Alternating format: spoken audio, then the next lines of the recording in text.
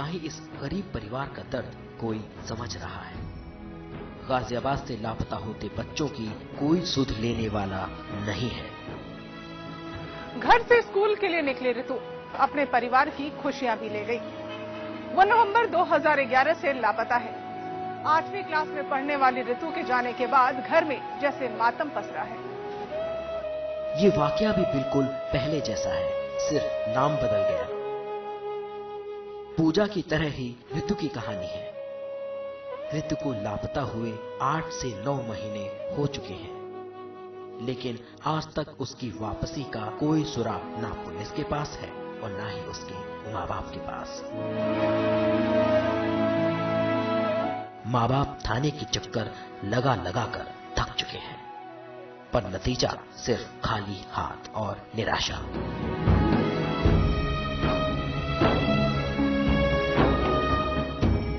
ऋतु 4 भाई बहनों में दूसरे नंबर की थी और 8वीं क्लास में पढ़ती थी। हर रोज की तरह पढ़ने के लिए निकली ऋतु फिर घर कभी नहीं लौटी।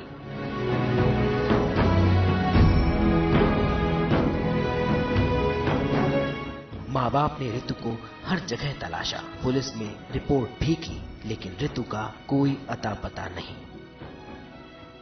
पुलिस को जब भी कंप्लेंट करवाया, पुलिस तो यही कोशिश कर रही है, हम तो कोशिश में लगे हैं कहीं मिल जाए तो। ऋतु देखने में काफी सुंदर है और मासूमियत चेहरे से साफ झलकती है, लेकिन उसकी यही मासूमियत उसके जीवन की सजा बन गई।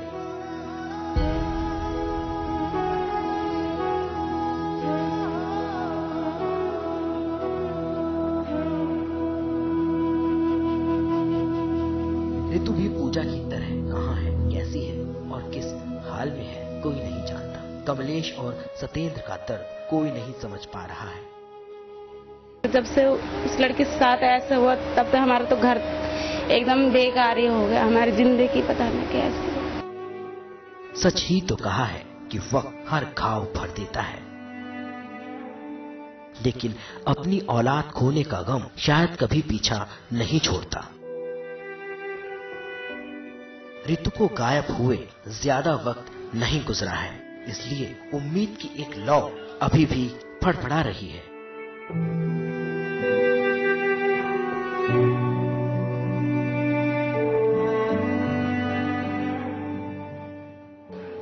साल का शाहरुख इसी साल मई महीने में लापता हो गया। अपने माँ बाप का सबसे बड़ा बेटा, सबसे लाडला बेटा, कलेजे का टुकड़ा शाहरुख अब बस तस्वीरों में कैद होकर रह गया है। शाहरुख 3 महीने से लापता है। माँ बाप के जिगर का टुकड़ा शाहरुख जब से गायब हुआ, घर में मातम ने डेरा जमा लिया है। न जाने वो किसकी चपेट में आ गया, किस अंधकार में गुम हो गया, उसका सुराग कहीं नहीं मिल सका है। रेहाना और अकील की हर हसरत शाहरुख में बसती थी। अपने लखते जिगर के जाने से दोनों ही बदहवास हैं।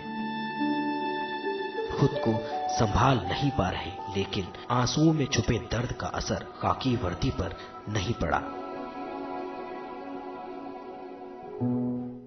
शाहरुख को ढूंढने की हर कोशिश नाकाम रही। शाहरुख के पिता अकील पेशे से लोहार हैं। जिंदगी लोहे को पीट पीट कर गुजरती जा रही है और वो इसी ठक ठक के बीच अपने गमों को भुलाने की कोशिश कर रहे हैं।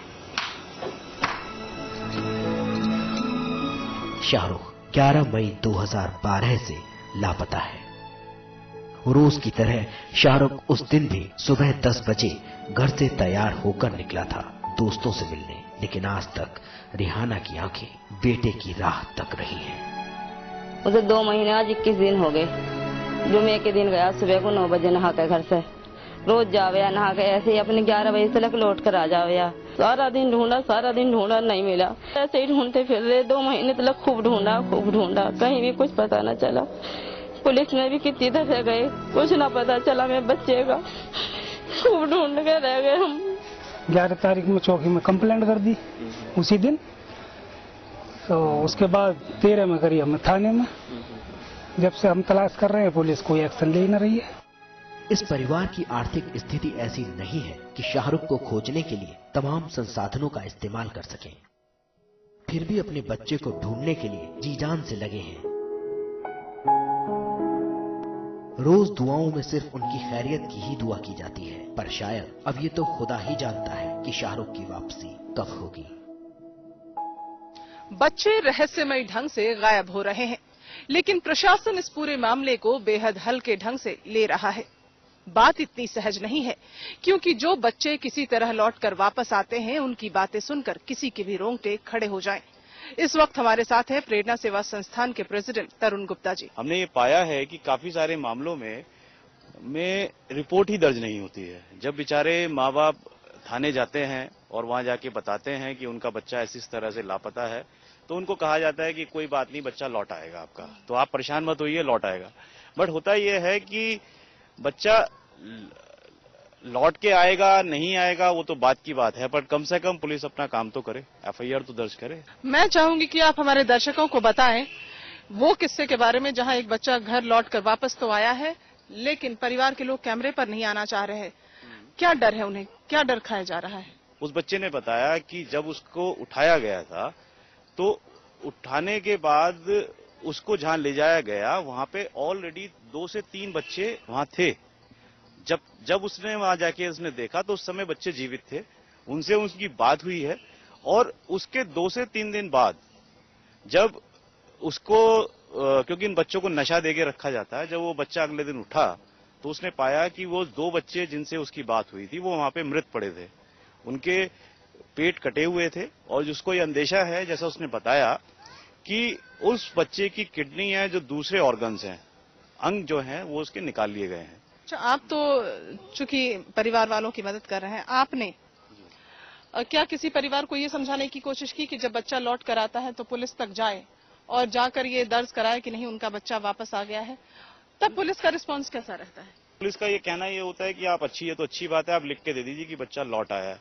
और जब वो उसके आगे की जब बात करते हैं कि हमारे बच्चे ने ये स्टेटमेंट दिया है, ये कहा है, तो उनका कहना होता है नहीं, आप सिर्फ इतना लिख के दे दीजिए कि हमारा बच्चा लौट आया है, बात खत्म। तो कहीं ना कहीं वो उसको गुमशुदगी की तरह ही लेके चल रहे हैं, जबकि इसके अंदर कोई दूसरा एंगल है जिसमें कोई ना कोई गिरोह काम कर रहा है, जो बच्चों को उठा रहा है और उनके साथ दुर्व्यवहार हो रहा है। कहीं ना कहीं ऑर्गन निकाले जा रहे हैं बच्चों के, ह्यूमन ट्रैफिकिंग हो रही है। गायब हुए सभी मासूम में एक बात समान है, सभी बच्चे आर्थिक रूप से कमजोर परिवार से ताल्लुक रखते हैं। कोई तो है जो इन बच्चों को अपने निशाने पर रखे बैठा है।